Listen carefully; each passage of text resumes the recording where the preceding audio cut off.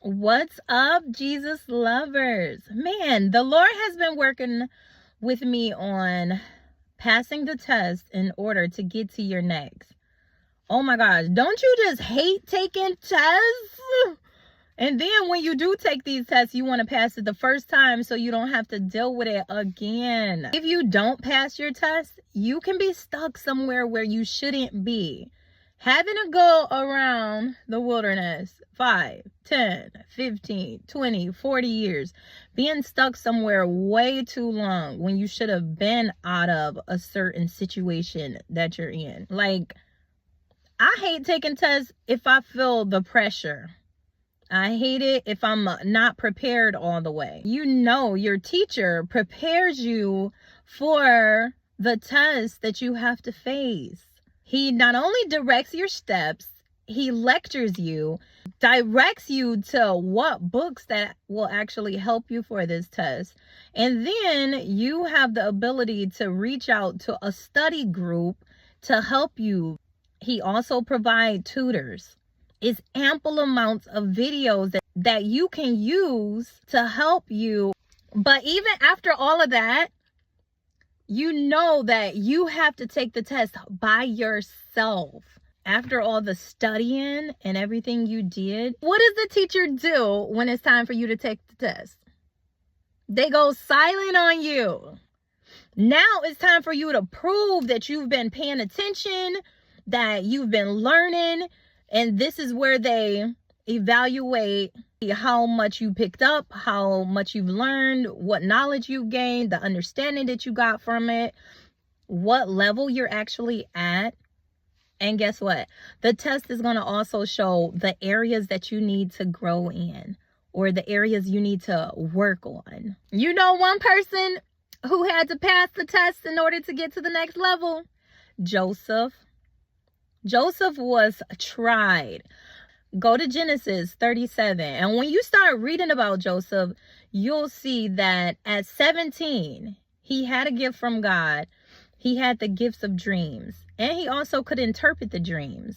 When Joseph would get these dreams, you know who he went and told? It's supposed to be his best friend brothers. And they hated him even the more. Why? Because he was one of his father's favorite kids.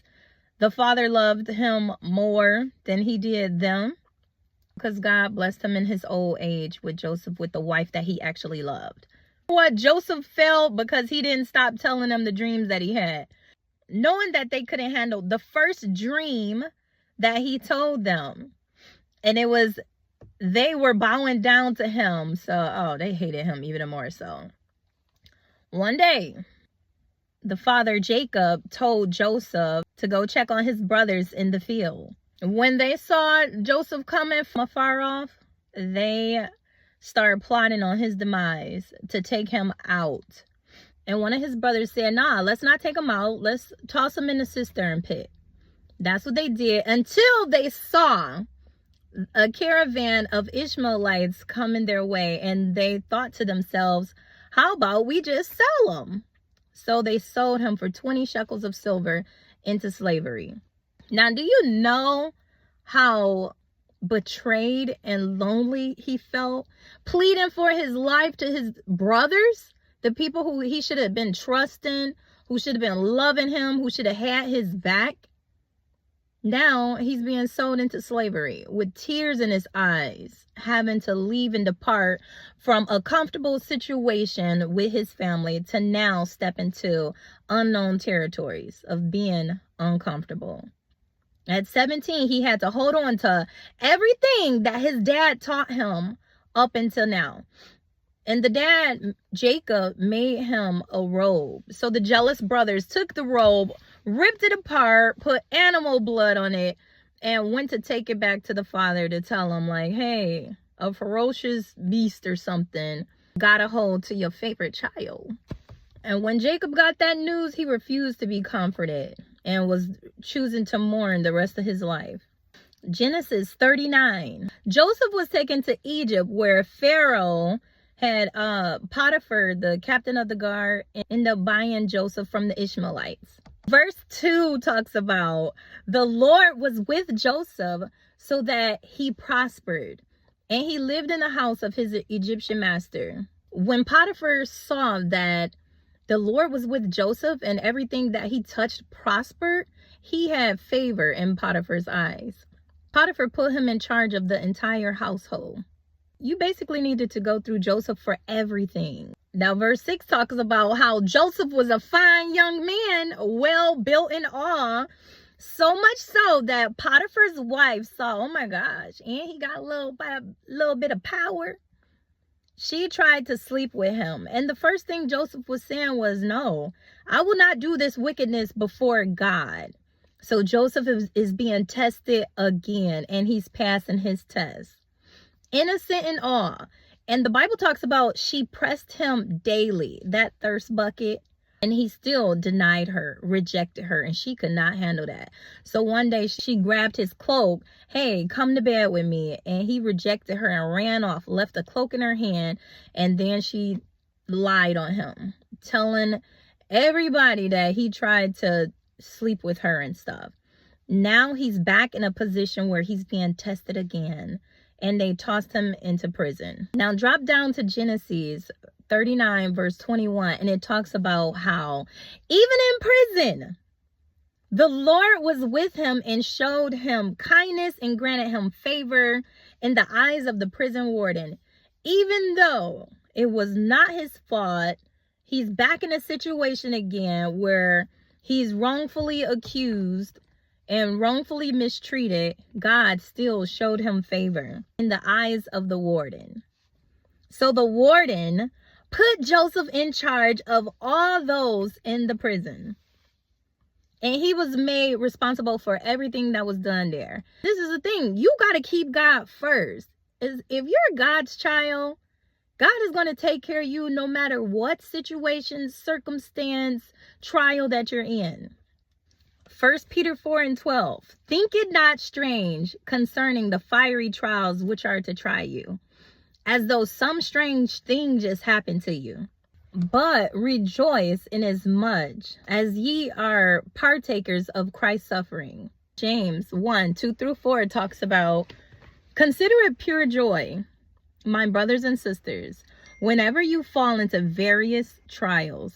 Be assured that the testing of your faith produces endurance, leading to spiritual maturity and inner peace. And let endurance have its perfect results, and do a thorough work in you, so that you may be perfect and completely developed, mature in your faith, lacking nothing. So these trials that's gonna try us is gonna strip off everything fleshly, everything that's not like God, so we can become spiritually mature in Christ. Now back to Joseph. Joseph was successful in everything he did because he had the Lord on his side. He honored God in every season of his life. See, Joseph didn't just go from the pit, the cistern pit, to the palace overnight. He had to go through some things before he got to his final destination. He had to be prepared to step into his purpose. Before he got to purpose, he had to let everything that he'd been through shape him for the position that he was supposed to take. While in prison, Joseph met Pharaoh, the king's cupbearer, and his baker. Now, remember, now we get him back to his gift. Besides the fact that he had favor in everything he did, the cupbearer and the baker had a dream, and they didn't have anyone to interpret it. And when Joseph saw that they was sad and depressed, he went to go ask them what for. And then they shared and told him what the dream was. He interpreted the dream for them, and he knew that the cupbearer was going to be getting out. The baker, not so much. He passed. But the interpretation came true. Genesis 40 and verse 14. Joseph is telling the cupbearer, like, hey, when you get out, can you please tell Pharaoh the king about me? I was forcibly carried off from the land of the Hebrews, and even here I have done nothing. And I don't deserve to be put in prison. Don't forget about me. And when the chief cupbearer got out and got back into his position with the king, he forgot about Joseph. 2 years had fully passed. And then God gave King Pharaoh a dream. And he called the magicians and everybody to try to interpret this dream. And then the cupbearer remembered, hey, it's this young guy in prison. His name is Joseph. God is using him. He interpreted my dream and I was restored back to my position. It came true. So I'm sure Joseph can interpret your dream too.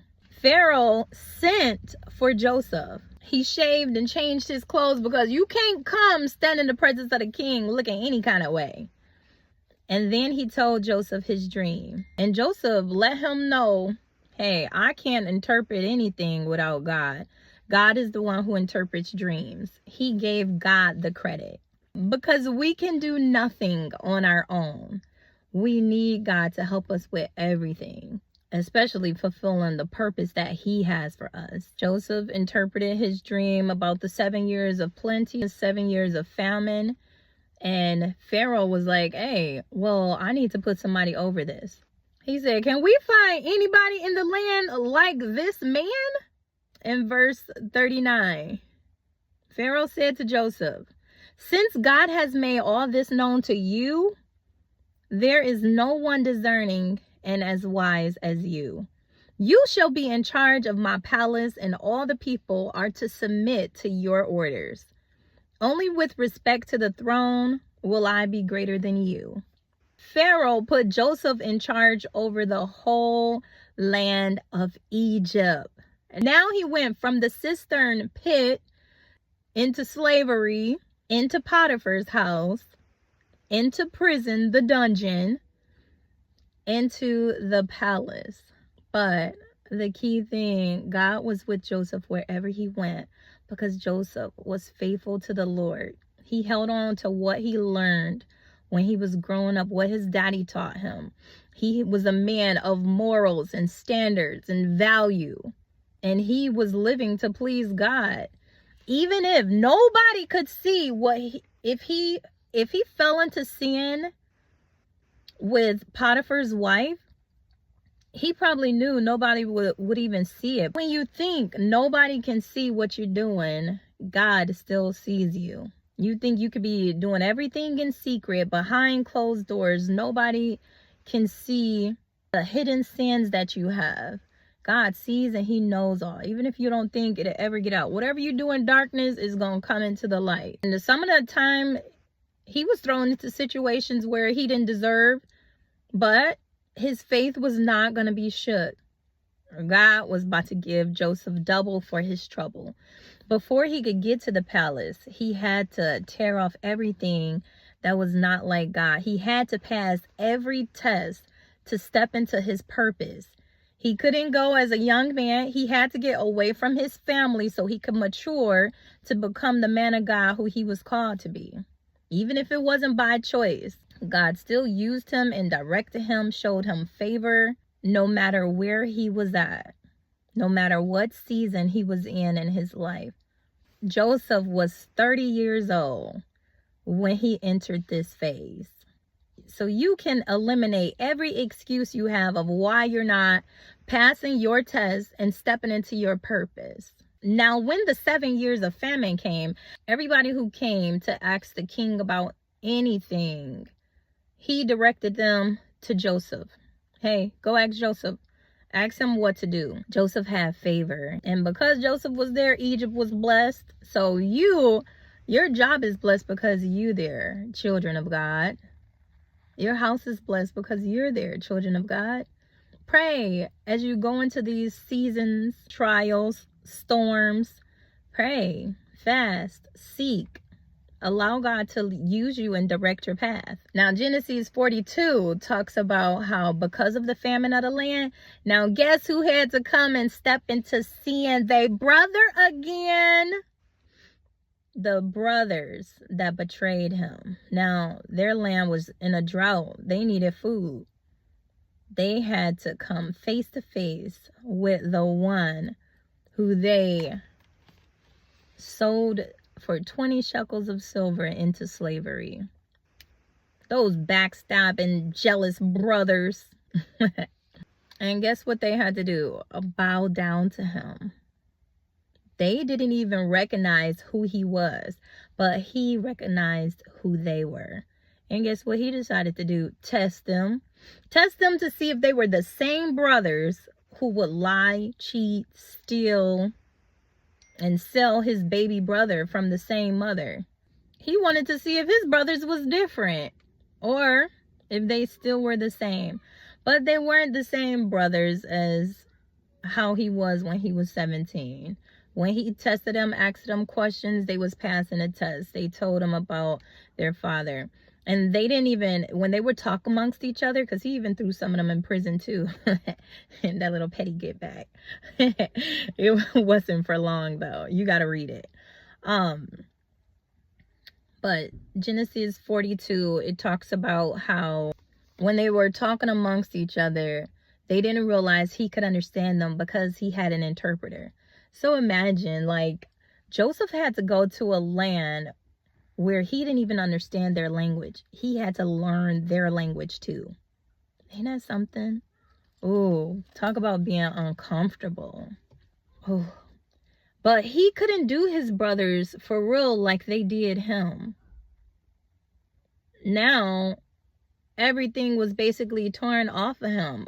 He was walking in the fruits of the Spirit. Forgiveness, love, joy, patience, kindness, goodness, self-control. You know what you could do with that much authority? Like, you right hand to the king. They can't tell you nothing. They got to go through you for everything. Look at the favor of God. God will work it out. All things work together for the good of them who love the Lord and are called. After Joseph put them through a series of tests, and you can read the rest, it's such an amazing story. And they passed the test too. And Joseph passed his test as well. He didn't treat them like they treated him. He could no longer contain himself, and he revealed himself to them and let them know who he was. And he cried, and they were terrified. But he still comforted them, and no matter how he felt.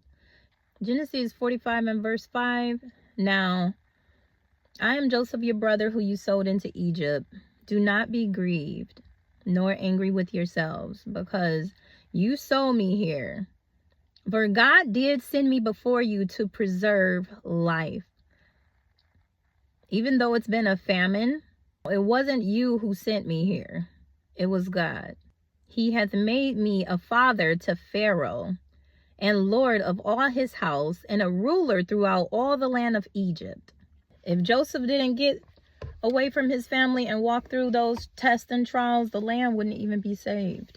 Genesis 50 and 20, what you meant for evil, God meant it for good.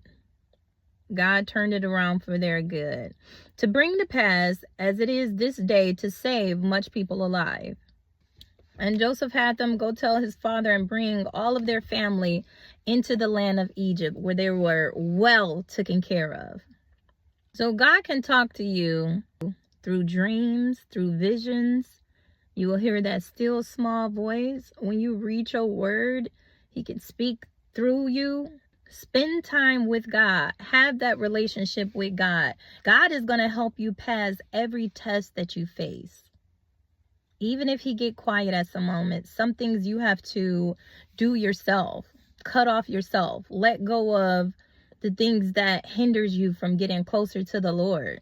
Tear it off of you and start walking in the fruits of the Spirit. Deny your flesh. Kill the flesh. Cut it off at the root. God is watching you. A few scriptures to hold on to. Galatians 6 and 9. Be not weary in doing good, for at the proper time you will reap a harvest, if you do not give up. Hebrews 12 and 3. Consider him who endured such opposition from sinners, so that you will not grow weary and lose heart. We know what all Jesus faced, and he passed every test. Isaiah 40 and 31. They that wait on the Lord will renew their strength. They will soar on wings like eagles. They will run and not grow weary. They will walk and not faint. 2 Thessalonians 3 and 13. And as for you, brothers and sisters, Never get tired of doing what is good. It may be hard, but do good. In the good times and the bad times, when everything is not going your way, be positive. Romans 12:12. Be joyful in hope, patient in affliction, faithful in prayer. Never give up on God. He won't give up on you. Be faithful to God. Have a great attitude in your trials, knowing that it's going to come to an end and God is going to do exceedingly abundantly above all that you can ask or think. Make the most out of every situation in your life, even if things don't go your way like you want them to. So Joseph's biggest test was when he came face to face with the ones that he loved, the ones who betrayed him, the ones who sold him and turned their backs on him, no matter how much he was pleading and crying. His biggest test was how he was going to treat the ones who set him up, who wanted to take his life but sold him instead. And guess what, guys? Joseph passed the test in order to get to his next every single time. From the pit into slavery, to prison, to the palace. He didn't stay stuck where he shouldn't be because he kept God first, and the Lord was with him wherever he went, showing him favor. So pass your test, Jesus lovers. You got this. There is nothing too hard for the Lord. He knows, he sees, he understands, he loves you. He got you. God got you. Things may not always go your way, but cast all your cares on the Lord. Don't worry about tomorrow. Tomorrow will take care of itself. Take no thought for it. Talk to God about it. When you take it to him, leave it there. That's what the Lord been on me about. Did not tell you to give it to me? Yes, Lord. Okay. But keep giving it to God. If you took it back again, give it back to God. And learn how to leave it there and watch God work out your life.